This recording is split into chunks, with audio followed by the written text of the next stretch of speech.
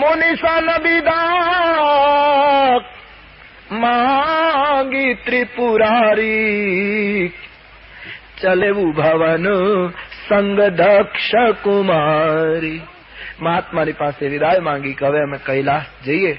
અગસ્ત્યજીએ વિદાય આપી અને જયારે પાછા ફર્યા એટલે તુલસીદાસજીએ પાછા ભવાનીને બતાવ્યા કે ચલેવું ભવન સંગ દક્ષ. આવ્યા ત્યારે સાથે હતા, જતી વખતે સાથે હતા, ખાલી કથા સાંભળવામાં જ નામ નહીં લખ્યું, કારણ કે એમાં સાથે નહોતા રહ્યા. બેઠેલા સહી પણ સાંભળી નહોતી એટલે નામ ઉડાડી મૂક્યું.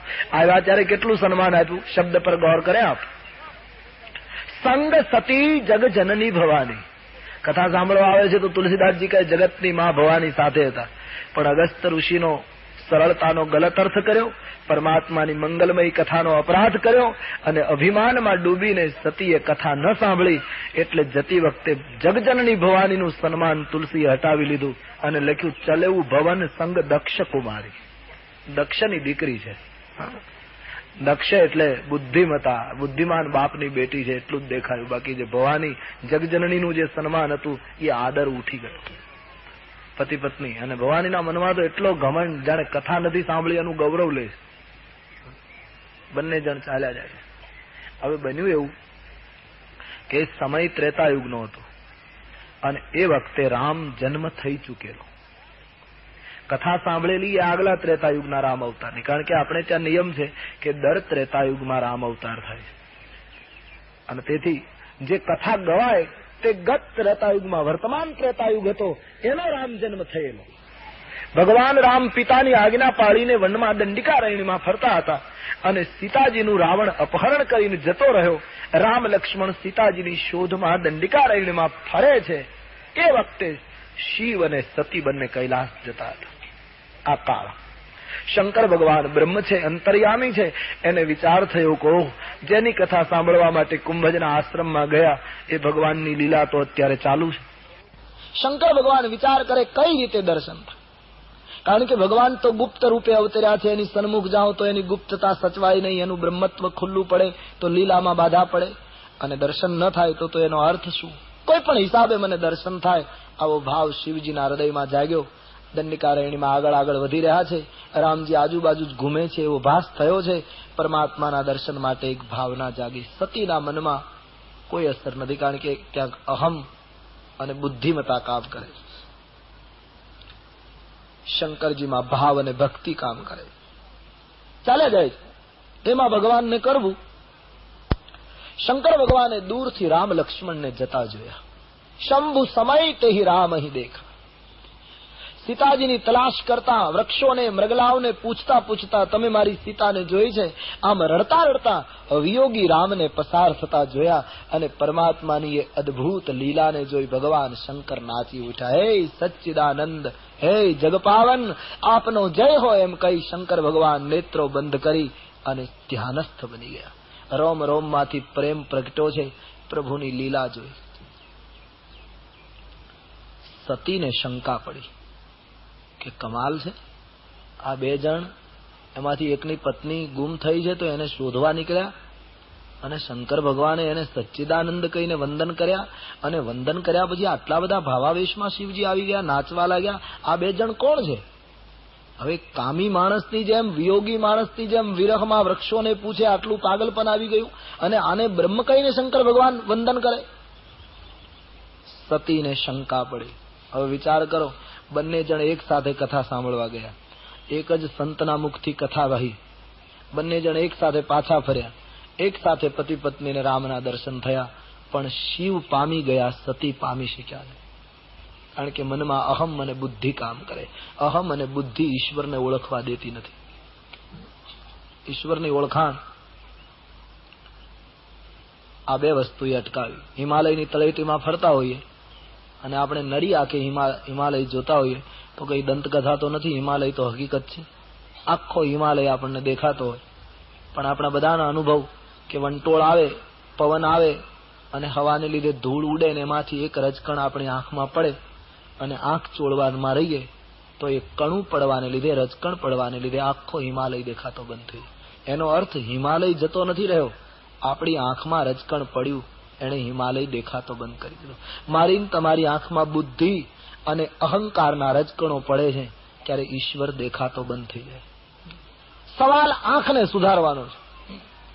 काबू में अपना मन नहीं, एक शेर है, काबू में अपना मन नहीं तो ध्यान क्या करे.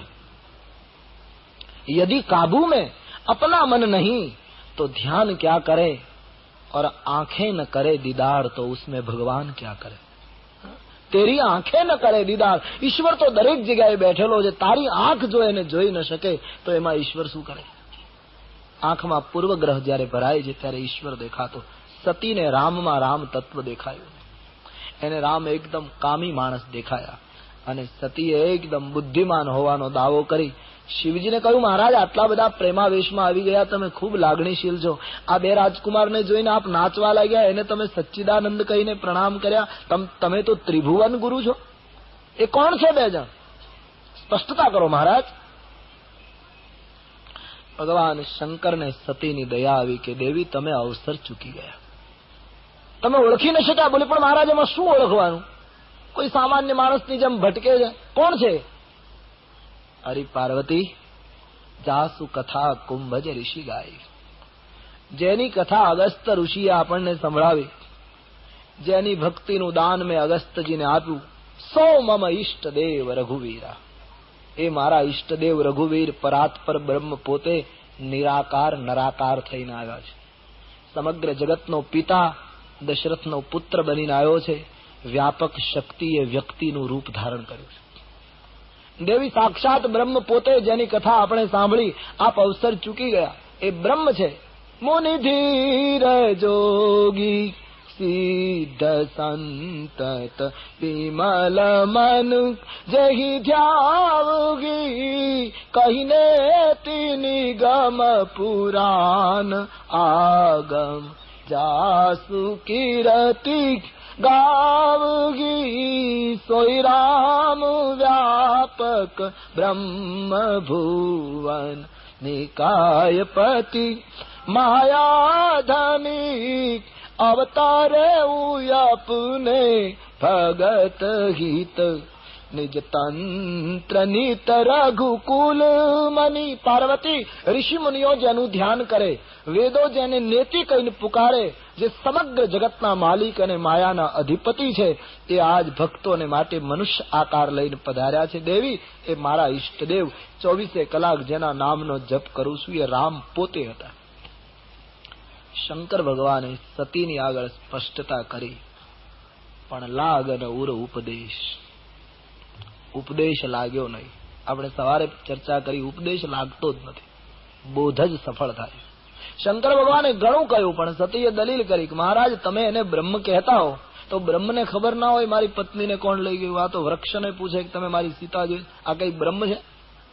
આ તો કોઈ કામી માણસ છે, કોઈ ભોગી માણસ. આને બ્રહ્મ ન કહેવાય. મહારાજ તમે વધારે પડતા લાગણીશીલ છો, તમને આવો ભાવ જાગે, બાકી બ્રહ્મ નથી. સતીએ દલીલો કરી. શંકર ભગવાન કહે, દેવી મારું કહ્યું માનો, હું તમારો પતિ છું, તમે પતિવ્રતા સ્ત્રી છો, પતિના વચન ઉપર વિશ્વાસ કરો. હું આપને કહું છું કે એ બ્રહ્મ છે. સતી ઇનકાર કરે. કેટલી વાર શંકર ભગવાને સમજાયું, સતી કહે નહીં, રામ બ્રહ્મ નથી. હવે તમે થોડો વિચાર કરો, કળયુગ કરતા ત્રેતાયુગ એ તો સારો કાળ ગણાય, અને જ્યારે રામજીની હાજરી હતી એવા કાળમાં રામને પ્રત્યક્ષ દેખાડીને શંકર ભગવાન જેવી વ્યક્તિ સમજાવે કે રામ બ્રહ્મ છે, તમે માનો, અને છતાંય સતી કહે હું માનવા તૈયાર નથી, તો આજ કળયુગમાં અમે બૂમો પાડી પાડીને થાકી જઈએ અને બધા એમ કહે કે રામ જેવું કઈ નથી, તો એમાં રડવાનું શું? કારણ કે આ પહેલેથી આમ જ ચાલ્યું આવે. શંકરજી પણ નિષ્ફળ ગયા. સતી નથી માન્યા, બ્રહ્મ છે જ નહીં, રામ ઇનકાર કર્યો. બુદ્ધિ, કેવલ બુદ્ધિ તત્વથી બ્રહ્મ નથી સમજાતો. અને આપણા ચિંતકોએ કહ્યું ને કે જગતમાં બધાને સમજાવી શકાય, 3 જણને ન સમજાવી શકાય. અને એ હકીકત. આખી દુનિયાને તમે સમજાવી શકો, પણ 3 જણને સમજાવવા કઠિન. પત્ની, પાડોશી અને પિતરાય, આ 3ને સમજાવવા કઠિન. આખા જગતને તમે સમજાવી શકો, પણ પત્નીને સમજાવવા બેસો તો એમ કે હવે તમે રહેવા દો, અમને બધી ખબર છે, એ તમે બધું બહાર ચાલુ રાખજો, અહીંયા રહેવા દો. એ તમારી વાત નહીં કબૂલ કરે, એ દલીલો કરશે, તમારે ચૂપ થવું પડે. બીજા પાડોશી, આખા જગતને સમજાવી શકાય, પાડોશી દુનિયા તમને આખી પગે લાગતી હોય પણ પાડોશીઓ ધ્યાન નહીં આપે. પાડોશીને એમ થાય કે હવે આ તો રોજ આવે ને જાય છે, આમાં છે શું. અને બીજા પિતરાય જગત વંદન કરતું હશે, પિતરાય ભાઈઓ જુદો વિરોધ કરતા હશે કે શું બધા પગે લાગો. હા, એના બચપણથી અમે ઓળખીએ છીએ કે એનું જીવન કેવું છે. પિતરાયું આવું પેલું કરતું હશે. ત્રણને સમજાવવા કઠિન. શંકર ભગવાન નિષ્ફળ ગયા. લાગન ઉર ઉપદેશ જદપી કહેવું શિવ બાર બહુ. શંકર ભગવાને ઘણી વાર કોશિશ કરી પણ સતી માન્યા નહીં. બોલે બિહંસી મહેશ. શંકર ભગવાન હસી પડ્યા. ભગવાનની માયાની પ્રબળતાને શંકર ભગવાને નમતું આપ્યું કે હે માયા, તારી પ્રબળતા અદભુત છે કે આજ સતી જેવી સ્ત્રીને તે ચક્કરમાં લઈ લીધી. ખૂબ સમજાયું છતાંય માન્યા નહીં. પુરુષાર્થ કરી જોયો, સફળ ન થયા. પછી શંકર ભગવાને કહ્યું કે હે દેવી, પહેલી વાત તો એ કે તમારે આવો સંશય ન કરવો જોઈએ, મારી વાત ઉપર વિશ્વાસ રાખવો જોઈએ. અને છતાંય તમે શંકા કરો છો અને બ્રહ્મ રામ છે એ માનવા તૈયાર ન હોય તો હવે એક કામ કરો, હું આ વડલાની નીચે બેઠો છું, તમે જઈને પરીક્ષા કરી આવો બ્રહ્મ છે કે મનુષ્ય. હું તમારી પ્રતીક્ષા કરું છું. દેવી, એક વાતનો ખ્યાલ કરજો કે એ બ્રહ્મ છે, મારા ઈષ્ટદેવ છે, સમગ્ર જગતનો એ પરીક્ષક છે. એની પરીક્ષા કરતી વખતે વિવેક ન ચૂકશો. એક તો તમારે જવું જ ન જોઈએ. હજી મારા વચન ઉપર વિશ્વાસ કરો કે એ બ્રહ્મ છે, અને છતાંય એ દક્ષ પુત્રી તમારા મનમાં જો ન બેસતું હોય તો પરીક્ષા કરો, પણ વિવેકથી વિચાર કરજો. હું આ વડલાની નીચે બેઠો છું, આપ આવો ત્યાં સુધી પ્રતીક્ષા કરો. કેટલું મોટું સૂત્ર આવે, જીવન ઉપયોગી. કોઈ પણ વસ્તુના નિરાકરણ માટે જીવનમાં કોઈ સમસ્યા ઊભી થાય તો એના સમાપન માટે બધા પ્રયાસો કરી લેવા જોઈએ. અને બધા પ્રયાસો કરવા છતાંય સફળતા ન મળે તો પછી પ્રતીક્ષા કરવાની. પહેલા પૂરા પ્રયાસો કરી લેવાના. પ્રયાસોને અંતે પણ સમાધાન પ્રાપ્ત ન થાય તો પછી પ્રતીક્ષા ઉપર છોડો કે હોય અહીં સોઈ જો રામ રચી રાખા. આ ચોપાઈ પછી આવી. આખો દિવસ હું ને તમે મહેનત કરીએ, મજૂરી કરીએ, પરિશ્રમ કરીએ અને છતાંય સાંજ પડતા સૂરજ ડૂબી જાય તો એ સૂરજને પાછો કાઢવા માટે પછી ગમે તેટલા દીવા સળગાવો, સૂરજ ન નીકળે. એના માટે તો રાત્રિભર પ્રતીક્ષા જ કરવી પડે. હવે રાત્રિભર આરામ કરો, હવે તો સવાર પડશે. રાત્રિર ગમિષ્યતિ ભવિષ્યતિ સુપ્રભા. હવે તો સૂરજ કઈ પુરુષાર્થથી નથી નીકળતો, એના માટે પ્રતીક્ષા જ કરવી પડે. એમ જીવનના કોઈ પણ પ્રસંગે માનવ માટે બહુ ઉપયોગી સૂત્ર. પ્રયાસો પહેલા કરી લો, છતાંય નિષ્ફળતા મળે તો પછી હરિ ઉપર છોડો. હારે કો હરિ નામ. શંકર ભગવાન સતીને કહ્યું કે જાઓ, હું આ વડલાની નીચે બેઠો છું. શંકર ભગવાન વિચાર કરવા લાગ્યા. હોય સોઈ જો રામ રચી રાખા, કો કરી તર્ક બઢાવઈ શાખા. અસ કહી લગે જપન હરિ નામા, ગઈ સતી જહ પ્રભુ સુખધામા. હે ભરદ્વાજજી, શંકર ભગવાન વડલાની નીચે બેસી હરિનામનો જપ કરવા લાગ્યા. મારે શું કામ તર્ક વિતર્ક કરવા? રામે જ આવું નક્કી કર્યું હશે એટલે થતું હશે. આમ માની શંકરજી હરિભજન કરવા લાગ્યા અને સતી ઘમંડમાં રામની કસોટી કરવા નીકળ્યા. દંડિકા રૈણ બહુ સારી જગ્યા નથી. રામાયણનું જે જંગલ છે પંચવટીનો, એ ભૂમિ બહુ સારી નહોતી. આ એ જ ભૂમિ છે જ્યાં ભગવતી સીતાએ લક્ષ્મણને મર્મ વાક્યો કહ્યા અને રાવણ દ્વારા અપહરિત થયા. આ એ જ ભૂમિ છે જે ભૂમિ ઉપર ભવાનીને શંકર ભગવાનની વાત અસ્વીકાર કરવાનું સૂઝ્યું. કારણ કે શાપિત ભૂમિ હતી. ચિત્રકૂટ જેવી ભૂમિ દંડિકારણ્યની ન ગણાય. એ શાપિત ભૂમિ છે. ઋષિ મુનિઓનો શાપ હતો. તો સતીની બુદ્ધિ પણ આ ભૂમિ ઉપર હરાણી. શિવજીનું માન્યું નહીં ને ગયા. વિચાર કરે સતી કે કઈ રીતે પરીક્ષા કરું? રામ બ્રહ્મ છે કે મનુષ્ય સાબિત કરવા માટે કયો પ્રયોગ કરું? પુનિ પુનિ હૃદય વિચાર કરી, ધરી સીતા કર રૂપ. तुलसीदास जी लिखते हैं, आगे होई ते ही पंथ चली, जहां आवत सुरभू. खूब વિચારણાને અંતે દક્ષની પુત્રી સતીએ નિર્ણય કર્યો કે લાવ સીતાનું રૂપ લઈને જાઓ. સીતાનું રૂપ લઈને આગળ આગળ ચાલવા માંડું એટલે જો બ્રહ્મ હશે તો મને ઓળખી જશે કે આ કઈ મારી સીતા નથી, આ તો જગદંબા છે. અને જો સામાન્ય માણસ હશે તો સીતાના વિયોગમાં રડે છે તો મને જોતા જ મારો હાથ પકડીને નાચવા લાગશે, સીતા તમે ક્યાં હતા, અમે તો ક્યારના તમને શોધીએ છીએ. મને જોઈને ખુશ થઈ જશે. બ્રહ્મ છે કે મનુષ્ય, એની ખાતરી કરવા માટે સતીએ સીતાનું રૂપ ધારણ કર્યું. બનાવટી સીતા બને,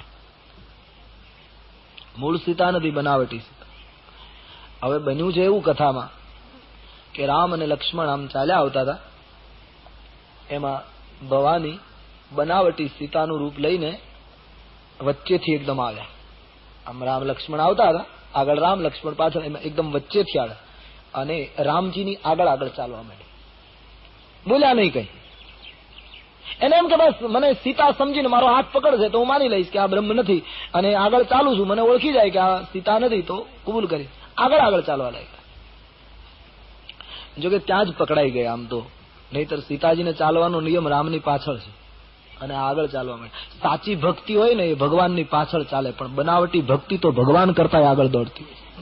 કારણ કે સીતાને તુલસીદાસજીએ અયોધ્યા કાંડમાં ભક્તિની ઉપમા આપી છે કે સીતા ભક્તિ છે, લક્ષ્મણ મૂર્તિમંત વૈરાગ્ય છે અને રામજી જ્ઞાન છે.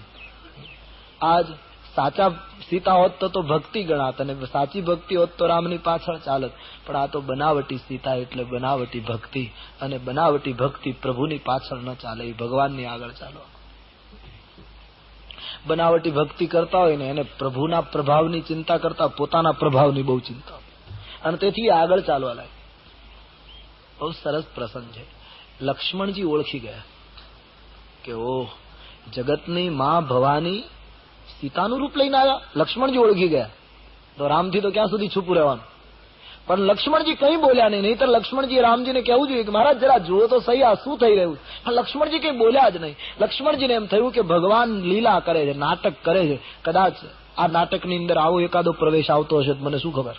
આવું એમણે ગોઠવી રાખ્યું હશે કે પછી સીતાનું રૂપ લઈને ભવાની આવે, હું કંઈક બોલું અને એના નાટકમાં મુશ્કેલી પડે, એના કરતા અત્યારે મારા ભાગમાં કોઈ સંવાદ નથી, મારે ખાલી પાછળ પાછળ ચાલવાનો જ અભિનય કરવાનો, इसलिए कुछ बोले नहीं, पीछे पीछे चले जा रहे.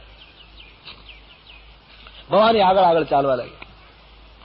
રામજી એકદમ પહોંચ્યા અને રામાયણમાં લખ્યું છે જોરી પાની પ્રભુ કિનહ પ્રણામ. ભગવાન રામે હાથ જોડીને પ્રણામ કર્યા.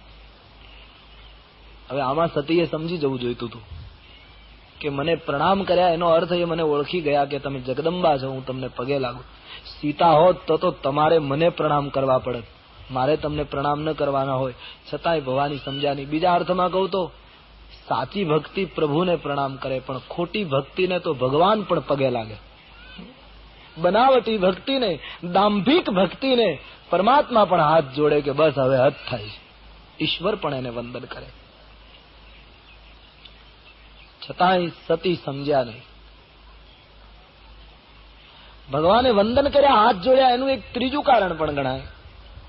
કારણ કે ભવાની ભગવાનની પરીક્ષા કરવા આવ્યા, અને નિયમ પ્રમાણે જે પરીક્ષા કરે એ ગુરુ કહેવાય, અને જેની પરીક્ષા થવાની હોય તે વિદ્યાર્થી કહેવાય.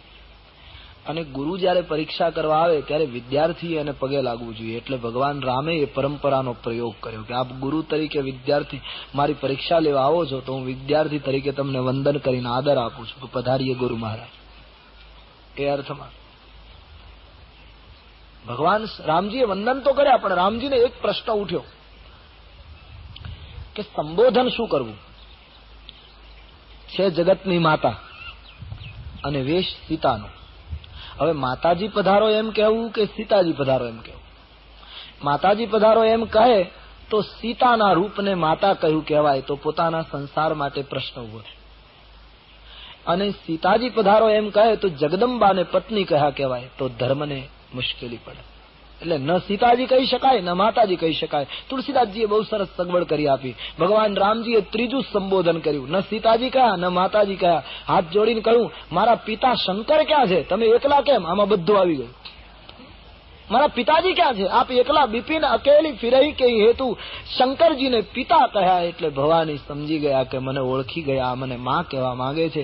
એક જ શબ્દમાં ભવાની સમજી ગયા અને ભવાની ભાગ્યા. એક પણ લફ્ઝ બોલ નહીં પાય. ભગવાન રામજી હસતા હસતા લક્ષ્મણજીની સામે જુએ. લક્ષ્મણ, તું મને પૂછતો હતો ને કે માયા એટલે શું? આનું નામ માયા. જગદંબા ભવાનીને આજ માયાએ ઘેરી લીધા છે અને આજ બનાવટ કરીને આપણને છેતરવા આવ્યા. સતી ભાગ્યા છે. એક પણ શબ્દ બનાવટી ભક્તિ પ્રભુ પાસે ક્યાં સુધી ટકી શકે? સમાજને બનાવટી ભક્તિ છેતરી શકે, બાકી હરિના દ્વાર પાસેથી તો એને ભાગવું જ પડે. સતી ભાગ્યા છે. રામજીને એમ થયું કે લાવ મારું ઐશ્વર્ય બતાવું. એને ખાતરી થઈ જાય કે હું બ્રહ્મ છું. એટલે ભગવાને લીલા કરી અને સતી મૂળ રૂપમાં દોડતા હતા. સામે જોયું તો રામ, લક્ષ્મણ અને વૈદેહી ત્રણેય ચાલ્યા આવે એવું દેખાય. સતી આશ્ચર્યથી ભરાઈ ગયા કે રામ લક્ષ્મણ પાછળ છે, સીતાને કોઈ લઈ ગયું અને આ ત્રણેય મારી સામે ક્યાંથી? એકદમ પાછળ જોયું તો ત્યાં પાછળથી ત્રણેય જણ ચાલ્યા આવે. આ તરફ જોયું તો ત્યાંથી પણ ચાલ્યા આવે. જ્યાં જુએ ત્યાં રામ, લક્ષ્મણ, વૈદેહી ચારો ઓર દેખાવા લાગ્યા. ઈશ્વરે પોતાની વ્યાપકતા સાબિત કરી કે પાર્વતી, ભૂલ ન કરો, હું વ્યાપક બ્રહ્મ છું. ચારે બાજુ ઈશ્વર દેખાય. બ્રહ્માદિ દેવતાઓ એની સેવામાં ઉભા છે. આવું પરમ ઐશ્વર્ય જોયું. સતી આ ઐશ્વર્યને સહન નહીં કરી શક્યા. આંખો બંધ કરીને રસ્તામાં બેસી ગયા. નયન મુંદી બેઠી મગુમાહી. ભગવાનને થયું કે હવે એને ખ્યાલ આવી ગયો છે મારા બ્રહ્મપણાનો. એટલે પ્રભુએ માયા અને ઐશ્વર્ય ખેંચી લીધું. આંખ જ્યાં ખોલી તો કछु નદી તહ દક્ષ કુમારી. કઈ જોયું નહીં. ચિંતિત બની ગયા સતી. मैं शंकर कर कहा न माना, निज अज्ञान राम पर आना. સતીને ચિંતા વધી ગઈ કે મેં શિવજીનું કહ્યું માન્યું નહીં. મારી અજ્ઞાનતા હું રામ ઉપર નાખવા ગઈ અને હવે મને શંકર ભગવાન પૂછશે તો પ્રત્યુત્તર શું આપીશ? રામ દર્શન પછી તો શાંતિ મળવી જોઈએ, પણ સતીને સંતાપ ઉત્પન્ન થઈ. અહંકાર અને બુદ્ધિએ સતીના જીવનમાં મુશ્કેલી ઉભી કરી. દુઃખ થયું છે. શંકર ભગવાન પૂછશે તો શું પ્રત્યુત્તર આપીશ? હૃદય સળગવા લાગ્યું. શિવજીની પાસે, હે ભરદ્વાજજી, સતી પહોંચ્યા. ભગવાન શંકર જપ કરતા હતા. સતી આવીને ઉભા રહ્યા. એટલે શંકર ભગવાને હસતા હસતા પૂછ્યું. સૌ પ્રથમ તો રામાયણમાં લખ્યું છે, હસતા હસતા શંકર ભગવાને કુશળતા પૂછી કે દેવી આપ કુશળ છો ને? હવે આટલી વારમાં કુશળતા પૂછવાની શી જરૂર હતી? પતિ પત્ની કઈ ઘૂમવા ગયા હોય ફરવા અને પત્ની એમ કહે કે તમે 5 મિનિટ અહીંયા બેસો, હું હમણાં આવી, એમ કહીને પત્ની કઈ જાય અને કઈ ચીજ વસ્તુ લઈને આવે તો આપણે એને એમ પૂછીએ કેમ તબિયત બરાબર, કુશળ? આટલી વારમાં કુશળતા પૂછવાનો કોઈ પ્રશ્ન ઉઠતો નહોતો. છતાં શંકરજીએ કુશળતા પૂછી. કારણ જેને સંશય લાગુ પડે એ માણસ બીમાર થઈ ગયો. સંશયાત્મા વિનશ્યતિ. એને ભયંકર બીમારી લાગી ગણાય. અને તેથી શંકરજીને થયું કે લાવ બીમારને પૂછું કે હવે કુશળ છો? રામને જોયા પછી બીમારી ગઈ કે કેમ? સંશયનું દર્દ નાશ પામ્યું કે કેમ? એટલે પૂછ્યું. હસી પૂછી કુશલાત. અને બીજો પ્રશ્ન શિવજીએ પૂછ્યો, દેવી આપ બિલકુલ સાચું બતાવજો. કિન્હ પરીક્ષા કવન વિધિ. તમે રામજીની પરીક્ષા કરવા ગયા હતા, કઈ રીતે પરીક્ષા કરી એ બધું સત્ય બતાવો. હવે ભવાની જગદંબા છે, કઈ ખોટું થોડું બોલવાના. પણ છતાં શંકર ભગવાને કહ્યું સાચું બોલજો. કદાચ શિવજીને શંકા પડી કે હવે કદાચ ખોટું પણ બોલશે. આપણે કોઈ બે વ્યક્તિ વાત કરતા હોય તો આપણે હંમેશા કહેતા હોય સાચું બોલજો, કારણ કે આપણને ખબર હોય કે 99% ખોટું બોલશે. એટલે આપણે પહેલેથી અટકાવીએ કે તમે સાચું કહેજો. પણ શંકર ભગવાન સતીને કહે તમે સાચું બોલજો એટલે શું સતી કઈ જૂઠું થોડું બોલવાના? પણ આજ શિવજીને શંકા પડી કે કદાચ ખોટું બોલશે. એટલે કહ્યું દેવી આપ ગીતા ઠીક સે પઢોગે તો પતા લગે. જયારે કોઈ મહત્વનો પ્રસંગ આવ્યો એટલે કૃષ્ણ ભગવાને તુરત જ અર્જુનને કહ્યું નાત્ર સંશય, શંકા કરીશ નહીં. કારણ કે એને ખબર પડી જાય કે હમણાં આ શંકા કરશે. એટલે પહેલેથી જ એકદમ બોલતા હોય છે અને છતાં અર્જુન શંકા કરતો રહે. એમ શિવજીને ખબર પડી ગઈ કે સતી ખોટું બોલશે કદાચ. માટે કહ્યું સાચું બોલો, આપે કઈ રીતે પરીક્ષા કરી? રામ બ્રહ્મ છે કે મનુષ્ય નક્કી થયું. અને શિવજીની ધારણા સાચી પડી. સતી ખોટું બોલ્યા. કछु ન પરીક્ષા લીન ગોસાઈ, કछु ન પરીક્ષા લીન ગોસાઈ, કિન્હ પ્રણામ તુમારી હી નાઈ, કિન્હ પ્રણામ તુમારી હી નાઈ. મહારાજ મેં કોઈ પરીક્ષા નથી કરી. જેમ આપે પ્રણામ કર્યા એમ મેં પ્રણામ કર્યા. કેટલું સદંતર જૂઠું બોલ્યા. હકીકતમાં પોતે પ્રણામ કર્યા જ નહોતા, રામ પાસે પ્રણામ કરાવ્યા. અને છતાં શંકર ભગવાનને કહે, મેં કોઈ પરીક્ષા કરી નથી, મને તમારા વચન ઉપર પૂરેપૂરો વિશ્વાસ હતો, પણ ફરક એટલો તમે દૂરથી પ્રણામ કરતા હતા અને હું જરા નજીક જઈને પ્રણામ કરી આવી, બાકી મેં બીજું કશું કર્યું નથી. મને મારા પતિના વચન ઉપર વિશ્વાસ ન હોય. કેટલું મોટું જૂઠ બોલે. એક જૂઠ ઘણા જૂઠને નિમંત્રણ આપે છે. આ નિયમ છે. એક વસ્તુ તમે ખોટી કરીએ ને, પછી એ ખોટી વસ્તુને છુપાવવા માટે બીજું ઘણું ખોટું ભેગું કરવું પડે. અસત્યથી બચવા માટે અસત્ય થયા પછી અસત્યને જાહેર કરવું, આ એક જ ઉપાય છે. અસત્યને છુપાવવા માટે આ જગતમાં માનવ સમાજે ઘણા અસત્ય ઉભા કર્યા છે. એક જ ઉપાય છે, અસત્ય જાહેર કરી દેવું. સતી છુપાવે છે. સતીની પહેલી ભૂલ અગસ્ત્યની સરળતાનો ગલત અર્થ. સતીની બીજી ભૂલ રામકથા સાંભળી નહીં. સતીની ત્રીજી ભૂલ પોતાના પતિ જે તત્વને વંદન કરે એ રામ તત્વને વંદન ન કર્યા. સતીની ચોથી ભૂલ રામ ઉપર શંકા કરી. સતીની પાંચમી ભૂલ પતિએ કહ્યું કે બ્રહ્મ છે છતાં માન્યું નહીં અને પરીક્ષા કરવા ગયા. સતીની છઠ્ઠી ભૂલ સીતાનું રૂપ લીધું અને સતીની સાતમી ભૂલ પોતાના પતિની આગળ ખોટું નિવેદન કર્યું કે મેં કોઈ પરીક્ષા કરી. એક ભૂલ કેટલી ભૂલ તરફ માણસને લઈ ગઈ. આપણા જીવનમાં અક્ષર આવું બને. એક અસત્ય ઘણું, અને એ તો આપણને અમુક જયારે સ્વાર્થો દેખાય છે ને ત્યારે એના કટુ પરિણામને ગંધ આવતી નથી, અથવા તો માણસ એને ધ્યાનમાં લેતો નથી. બાકી નાનકડું એવું અસત્ય માણસને ભયંકર બદલો આપે છે. કરેલું અસત્ય એનું ફળ બહુ ભયંકર મળે છે. ભલે થોડું એવું સ્વાર્થમાં રહીને કર્યું છે, થોડાક સ્થાનિક સુખો માટે, થોડાક વર્તમાન સુખો માટે, પણ એનો બદલો માણસને બહુ આપવો પડે છે. અમારે સૌરાષ્ટ્રમાં એક બહુ રમૂજી વાર્તા કહેવાય કે એક પિતા પુત્ર બોમ્બે જતા હતા ટ્રેનમાં. તો પછી ઘરેથી નીકળ્યા તો છોકરાએ નાસ્તો કરેલો. પછી રસ્તામાં બજારમાં કુલ્ફી વેચાતી હતી, એટલે છોકરાએ એના બાપુજીને કહ્યું કુલ્ફી લઈ આપો. એના બાપુજી 50 પૈસાની કુલ્ફી લઈ આપી. છોકરાએ ખાધી. થોડા આગળ ગયા તો આઈસ્ક્રીમ મળતો હતો. છોકરાએ કહ્યું આઈસ્ક્રીમ ખવડાવ. એના બાપુજી વળી 50 પૈસાનો આઈસ્ક્રીમ ખવડાવ્યો. ત્યાં સ્ટેશન આવી ગયું. બંને જણા ટ્રેનમાં બેઠા. ગાડી અમદાવાદથી સ્ટાર્ટ થઈ. તો પહેલું સ્ટેશન આવ્યું, અમદાવાદથી રવાના થયા પછી. અને છોકરાએ એના બાપુજીને કહ્યું બાપુજી મને ભજીયા લઈ દો. એના બાપુજી કહ્યું મૂરખ, તું ઘરેથી જમ્યો, રસ્તામાં આઈસ્ક્રીમ ખાધો, કુલ્ફી ખાધી ને, મુંબઈ સુધીમાં તો કેટલાય સ્ટેશન આવશે, કઈ સ્ટેશને ખાવાનું, તબિયત બગડે. કહ્યું નહીં, તમે મને ભજીયા લઈ દો. એનો બાપ બહુ ગરમ થયો કે નહીં હું ભજીયા નહીં લઈ દઉં. ટ્રેનમાં બધા બેઠેલા બધા સાંભળે અને બાપ દીકરો ચર્ચા. પેલો છોકરો કહે નહીં બાપુજી મને ભજીયા લઈ દો. એના પિતાજી ના પાડે. એ 5 મિનિટની ચર્ચા પછી છોકરો એક વાક્ય બોલ્યો બાપુજી ભજીયા લઈ દો, નહીંતર હું કહી દઈશ. એ કહી દઈશ બોલ્યો એટલે એના બાપુજી રૂપિયાના ભજીયા લઈ દીધા. આ કહી દઈશ મંત્ર જેવું કામ કરે.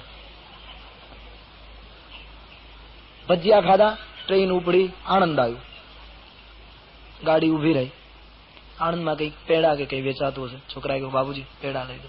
અરે કહ્યું મૂરખ, તું કેટલું ખાઈશ, તારી તબિયત બગડ. કહે નહીં, બીજી વાત નહીં કરો, લઈ દો નહીતર કહી દઈશ.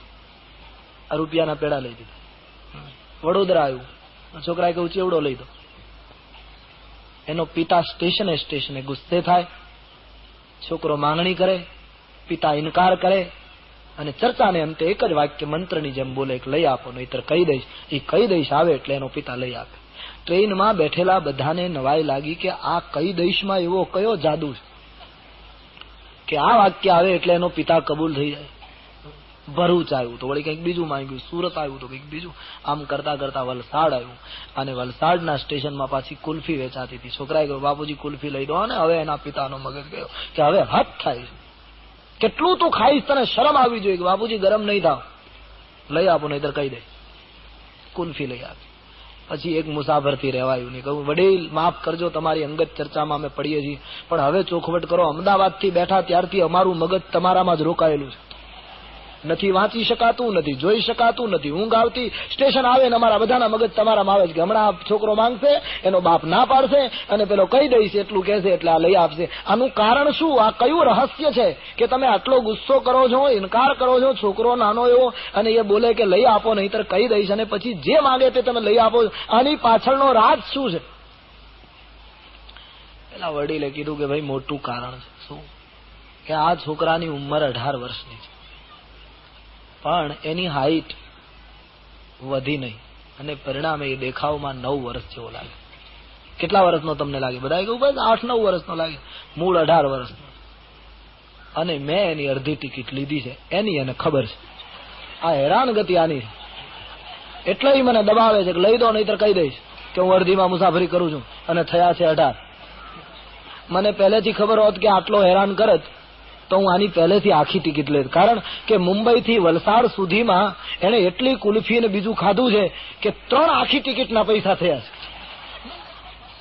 પણ એક અસત્ય, નાનું એવું અસત્ય માનવીને 3 ગણા બદલામાં ઉતારે. करने को अमल, बहुत सुंदर गजल है एक सूफी की. करने को अमल और हरि को सिमर, उत्पातन कर उत्पातन कर, ये जन्म तुझे अनमोल मिला, उसे बर्बादन कर बर्बादन कर. बहुत सुंदर शेर है, मैं ये शेर कहने को जा रहा. ये दुख जो तुझको मिलता है, निज कर्म का लेखा तू चुकता है, जो पहले दिया सो मिलता है, जो पहले दिया सो मिलता है, फरियादन कर फरियादन कर, ये जन्म तुझे अनमोल मिला, उसे बर्बादन कर, जो पहले दिया सो मिलता. માણસનું થોડું અસત્ય માનવીને અનેક ગણા બદલામાં પાછું ફરે. તો સતી અસત્યને છુપાવવા માટે અનેક અસત્યનો આશ્રય લે છે. અને એ પણ એટલો વિવેક સતીને ન રહ્યો કે શંકર ભગવાન અંતર્યામી છે, આના આગળ ક્યાં સુધી છૂપું રહી શકે. પછી ખોટું કરે ને એને ખ્યાલ ન રહે. સતી જૂઠું બોલ્યા, શંકર ભગવાનને શંકા પડી. યાજ્ઞવલ્ક ભરદ્વાજ ને કહે, મહર્ષિ તબ શંકર દેખે ઉધરી ધ્યાના. આંખો બંધ કરી શંકર ભગવાને ધ્યાનમાં જોયું, અને ધ્યાન કરીને જ્યાં જોયું તો બધું જાણી ગયા કે સતી ગયા. સીતાનું રૂપ લીધું, લક્ષ્મણજી ઓળખી ગયા, કઈ બોલ્યા નહીં. રામજીએ વંદન કર્યા, પિતા કહીને શરૂઆત કરી. સતી ભાગ્યા, રામજીએ ઐશ્વર્ય બતાવ્યું. આ બધી ઘટના ધ્યાનમાં દેખાય. શિવજી આંખો ખોલી, હૃદયમાં દુઃખ થયું કે સીતાનું રૂપ લીધું અને સતી મારા આગળ ખોટું બોલ્યા. હૃદયને ગમ્યું નહીં. શંકર ભગવાનને બીજો વિચાર એ આવ્યો કે બીજું તો કઈ નહીં, પણ રામ મારા પિતા છે, મારા ઈષ્ટદેવ છે, અને સીતાજી મારી માં છે. મારા પત્નીએ સીતાનું રૂપ લીધું હોય તો હવે એની સાથે સંસારનો સંબંધ કેમ રાખી શકાય? હવે જો સતીની સાથે પ્રીત રાખું, સંસારનો સંબંધ રાખું, તો ભક્તિનો માર્ગ તૂટે અને અનીતિનું આચરણ થાય. હવે સતીની સાથે સંસારનો સંબંધ રખાય તો ભક્તિ તૂટે. શું કરવું એમ વિચાર કરવા લાગ્યા શિવજી. એમાં હૃદયમાં પ્રેરણા ઉઠી અને શંકર ભગવાને મનમાં સંકલ્પ કર્યો કે દક્ષની પુત્રી આ સતી, જેણે સીતાનું રૂપ લીધું, એનું આ શરીર હશે ત્યાં સુધી આ સતી પણ હવે મારે માતા સમાન ગણાશે. આની સાથે ગ્રહસ્થાશ્રમનો, સંસારનો મારો કોઈ સંબંધ નહીં. ભક્તિનો નિર્વાહ કરવા માટે શિવજીએ સતી સાથેનો સંબંધ તોડ્યો. જ્યાં મનમાં દ્રઢ સંકલ્પ કર્યો શિવજીએ કે સતીની સાથે ગ્રહસ્થાશ્રમનો કોઈ સંબંધ નહીં, એ મારી માતા ગણાશે, આકાશના દેવતાઓએ આકાશવાણી કરી. ધન્ય હો શિવજી, ધન્ય હો ચંદ્રશેખર, આપના સિવાય આટલી મોટી પ્રતિજ્ઞા કોણ કરી શકે? આકાશવાણીના શબ્દો સાંભળતા સતીને શંકા પડી. એમણે શિવજીને પૂછ્યું કે પ્રભુ આપે શું પ્રતિજ્ઞા કરી? બીક લાગી છે, ભય લાગ્યો. શંકર ભગવાનને થયું કે હું કહીશ કે મેં તમારો ત્યાગ કર્યો છે આજીવન, તમારું આ શરીર હોય ત્યાં સુધી, તો સતીને દુઃખ થશે, એટલે જાહેર ન કર્યું. જુદી વાત કરી, વિષયાંતર કરી અને સતીને કૈલાસ લઈ ગયા. બરનત વિવિધ પંથ ઇતિહાસ, વિશ્વનાથ પહોંચે કૈલાસ. નિર્ણય મક્કમ. સતીની સાથેનો સંબંધ તૂટી ચૂક્યો. દૂધ અને પાણીનો કેટલો અદભુત સંબંધ કે પાણી દૂધમાં ભળે તો દૂધ એને રંગ આપે, રૂપ આપે, નામ આપે, સ્વાદ આપે, અને પાણીને પોતાનામાં સ્થાન આપી દૂધ પોતાની કિંમતે પાણીને વેચાવી પણ નાખે. આટલો બધો બંનેનો સંબંધ. પણ એક જ છાશનું ટીપું પડે તો પાણી પાણી ન રહે, દૂધ દૂધ ન રહે. એમ જીવ અને શિવનો ઉપનિષદકારો કહે એટલો મક્કમ સંબંધ છે. પણ જયારે જીવ કપટ કરે ત્યારે ઈશ્વરથી એને છૂટાત પડવું પડે. સતી ઈશ્વરથી જુદા પડી ગયા. કૈલાસ ઉપર જતા વેત શિવજીએ પોતાનો નિર્ણય ચરિતાર્થ કર્યો. મૃગચર્મ બિછાવીને શંકર ભગવાન ધ્યાનમાં બેસી ગયા. સતી એકલા થઈ ગયા. શિવજીના વર્તનથી સતીને ખ્યાલ આવ્યો કે મારો ત્યાગ થઈ ગયો. પછી તો ખૂબ પસ્તાવો થયો, ખૂબ રડ્યા છે. એકલા કૈલાસ ઉપર રહેવાનું શરીર સુકાવા લાગ્યું. પરમાત્માની વારંવાર પ્રાર્થના કરે છે કે કાં તો મારો દેહ પડી જાય, યા તો શંકર સાથે સમાધાન કરાવી દો, બાકી આ મારાથી સહન થતું નથી. સતી ખૂબ જ પસ્તાવાથી ખિન્ન બની ગયા છે. શરીર કૃશ બની ગયું. ઘણા વર્ષો વીત્યા એમ રામાયણમાં લખ્યું છે. આ પરિસ્થિતિમાં એકલા સતી રહ્યા. શંકરજી ધ્યાનમાં છે. बीते संवत 87 तजी समाधि शंभु अविनाशी. राम राम शिव सुमिरन लागे, जानेवु सती जगतपति जागे. 87,000 વર્ષો વીતી ગયા. કદાચ કોઈને એમ થાય કે આટલા બધા વર્ષો સુધી ધ્યાનમાં સતી એમને એકલા રહ્યા છે. કારણ કે આપણા ધર્મગ્રંથોમાં ગણતરી બધી હજારો વર્ષમાં જ આવે છે. એટલે આજની આપણી 75 ને 100 વર્ષની ઉંમરના મગજમાં આ બેસે જ નહીં. કારણ કે એ તો એ કાળના સંદર્ભમાં જઈએ તો જ સમજાય. કારણ કે સતયુગમાં માણસની ઉંમર એમ કહે છે 1 લાખ વર્ષની હતી, સર્વમાન્ય ઉંમર. પછી કહે છે કે ત્રેતાયુગ આવ્યો એટલે 1 લાખ વર્ષમાંથી 1 શૂન્ય જતી રહી. એટલે ત્રેતાયુગનો માણસ 10,000 વર્ષ જીવતો. પછી દ્વાપર આવ્યો એટલે 1 શૂન્ય પાછી ગઈ. એટલે દ્વાપરમાં માણસની ઉંમર 1,000 વર્ષની ગઈ. અને કળિયુગ આવ્યો એટલે 1 શૂન્ય પાછી ગઈ. એટલે કળિયુગમાં ખાલી 100 વર્ષની રહી. હવે તો બધા સમૂહમાં ભગવાનની પ્રાર્થના જ કરવાની રહે કે હવે મહેરબાની કરીને શૂન્ય ઉડાડીશ નહીં, નહીતર કેવલ 10 થઈ જશે. ને 10માં શું કરવું? તુલસીદાસજીએ તો ખતરો બતાવ્યો જ કે લઘુ જીવન સંવત 5 દશા, કલ્પાંતન નાશ ગુમાન અસા. કળિયુગનું વર્ણન કરતા તુલસીદાસજીએ લખ્યું કે માણસનું જીવન લઘુ થઈ જશે કળિયુગમાં, અને છતાંય એવો ગર્વ કરતો હશે કે જાણે કલ્પાંતમાં એનું મૃત્યુ નથી. ઘમંડ એટલો કરતો હશે. તો એ કાળના સંદર્ભમાં જોઈએ તો જ ખ્યાલ આવે. હજારો વર્ષ માણસ જીવી શકતો હતો, માણસ સાધના કરતો. તો વર્ષો પછી શંકર ભગવાનની આંખ ખુલી, રામ રામ જપવા લાગ્યા. સતીએ જાણ્યું કે જગતપતિ જાગ્યા. તુલસીદાસજીની શબ્દ લખવામાં કેટલી સાવધાની, કારણ કે જગતપતિ છે, હવે પાર્વતીપતિ નથી રહે. એ સંબંધ તૂટી ગયો. જગતપતિ જાગે. એકદમ સતી દોડ્યા. શરીર કૃશ બની ગયેલું. ભગવાન શંકરજીને પ્રણામ કરીને ઉભા રહ્યા તો સન્મુખ શંકર આસન દિનહા. શંકર ભગવાને કહ્યું સન્મુખ બેસો, મારી બાજુમાં બેસવાનો અધિકાર તમે ગુમાવ્યો છે. કપટ જીવને શિવથી જુદા પાડે છે. સામે બેસી ગયા. ખેદ અને પસ્તાવાથી મન ભરેલું છે. પણ શંકરજી તો ખૂબ ઉદાર છે. શંકરજીને દયા આવી. સતીનો મેં ત્યાગ કર્યો, એ ખૂબ દુઃખી છે. અને પસ્તાવાથી ખિન્ન બનેલા સતીને જોઈને શંકરજીને થયું લાવ કંઈક એવી રસ પડે એવી કથાઓ કહું જેથી કરીને સતીના મનમાં આનંદ ઉત્પન્ન થાય. શંકર ભગવાન સતીને આનંદ પડે એનું દુઃખ ભૂલાય એટલા માટે લગે કહાને કછુ કથા રસાલા દક્ષ પ્રજેશ ભયઉ તે કાલા.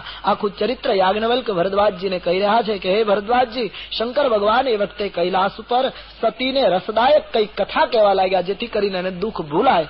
એ જ્યાં શિવજી રસપ્રદ કથા કહેવા લાગ્યા ત્યાં એક ઘટના બની.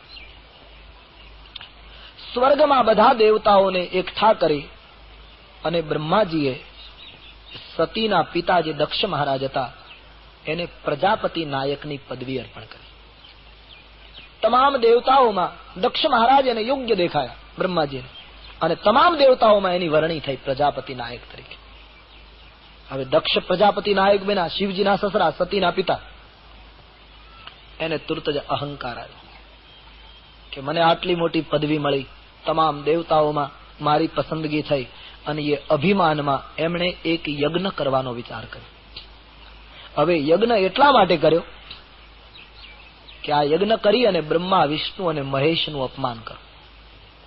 તમામ દેવતાઓને યજ્ઞમાં નિમંત્રણ આપવું, પણ 3 દેવતાઓને નિમંત્રણ. બનેલું ભૂતકાળની ઘટના એવી છે કે એકવાર બ્રહ્મસભામાં બધા દેવતાઓ બેઠા હતા અને એમાં દક્ષ મહારાજ આવ્યા ત્યારે બધાએ ઉભા થઈને એને સન્માન આપ્યું.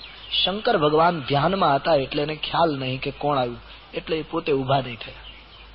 હવે શિવ ઉભા ન થયા પોતાના જમાય એટલે દક્ષને ખોટું લાગ્યું કે આખી સભા મને સન્માન આપે ને મારો જમાય આટલો મોટો ઘમંડી કે બેસી રહ્યો.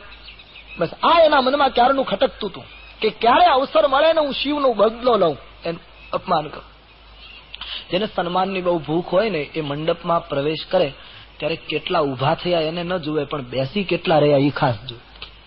નહીતર દક્ષએ રાજી થઈ જવું જોઈએ કે હવે એક બે ના ઉભા થયા તો તકલીફ શું, આટલા બધા તો ઉભા થયા સન્માન આપવામાં, પણ ઉભા કેટલા થયા એ ન દેખાયું. શંકર એને દેખાયા કારણ કે બેસી રહે. અને ત્યારથી એના મનમાં બદલો લેવાની વૃત્તિ. એમાં બ્રહ્માજી આટલી મોટી પદવી આપી એટલે યજ્ઞ કર્યો. યજ્ઞ બલિદાન માટે નથી કર્યો, યજ્ઞ બદલો લેવા માટે કર્યો. મોટો યજ્ઞ કર્યો. બધા દેવતાઓને નિમંત્રણ આપ્યું. પોતાના જમાય જે શિવજી બદલો લેવા માટે શંકરને આમંત્રણની નહીં, પોતાની પુત્રીને પણ બોલાવી. સત્કાર્ય હંમેશા બલિદાન માટે હોય, સમર્પણ માટે હોય. અહીં સત્કાર્ય આટલું મોટું દક્ષે કર્યું પણ બદલો લેવાની વૃત્તિ છે. સત્કાર્ય મેં સવારે પણ કહ્યું મોટે ભાગે સમાજમાં અહંકારની વૃદ્ધિ કરી છે. દક્ષની દશા સત્કાર્યની પાછળ આ છે.